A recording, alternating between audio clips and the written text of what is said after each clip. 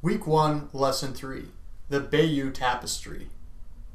For our next important precursor to comics, we're going to jump to the year 1066, where Duke William II of Normandy pitted his troops against the forces of King Harold II in the Battle of Hastings.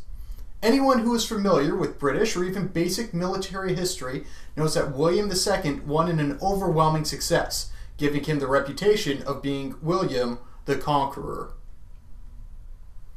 The Bayeux Tapestry was thought to be created less than a decade later to celebrate William's success.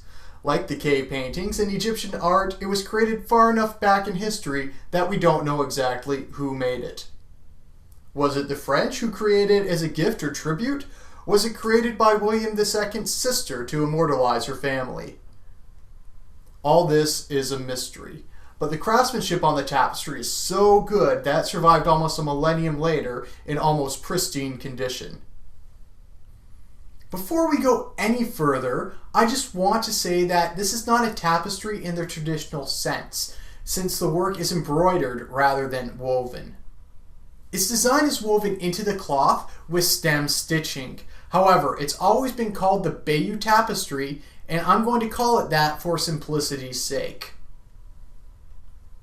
It depicts pictures of farming in everyday life, as well as what seem to be fables that have long since been lost to us.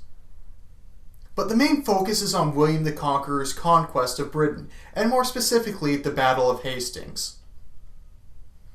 The tapestry is 70 meters, or 230 feet long, and 50 centimeters, or 20 inches tall, and tells mostly the tale of William's epic conquest.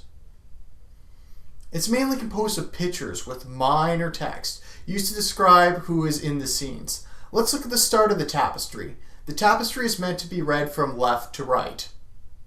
On the borders of the tapestry, we see animals are embroidered with it. Inside those lines, we get a picture of a castle. The castle is clearly not to scale. It's tiny compared to the king. King Edward is smiling as he listens to his subjects chat. Notice, the king is almost as tall as the subjects are in the picture, even though he's sitting down and they are standing up. This is like how the Egyptians painted their leaders being taller than everyone else. It's more symbolic than accurate.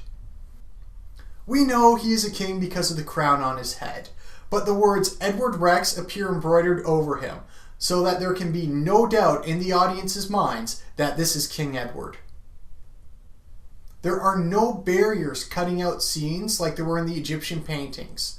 The scenes just continue one after the other in chronological order.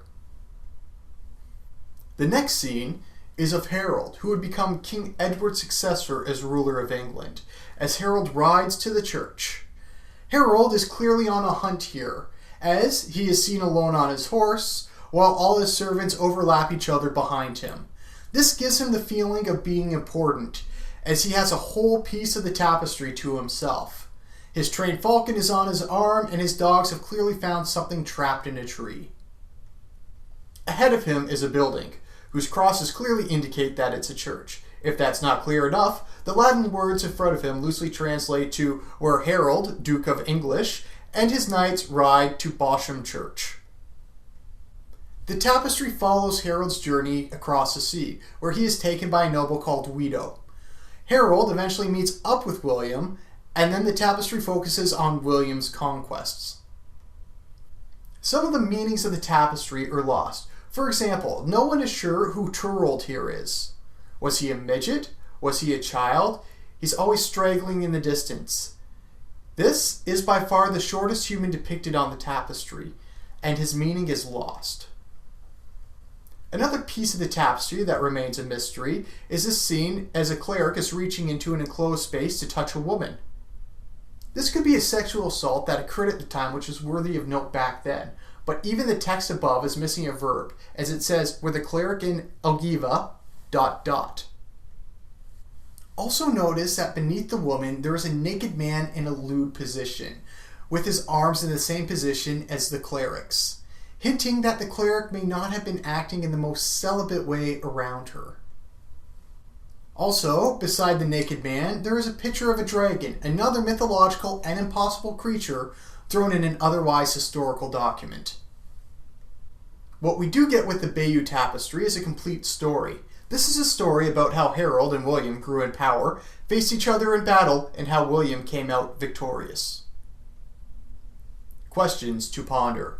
What benefits would recording a historic moment like this in a tapestry have over recording it in traditional prose?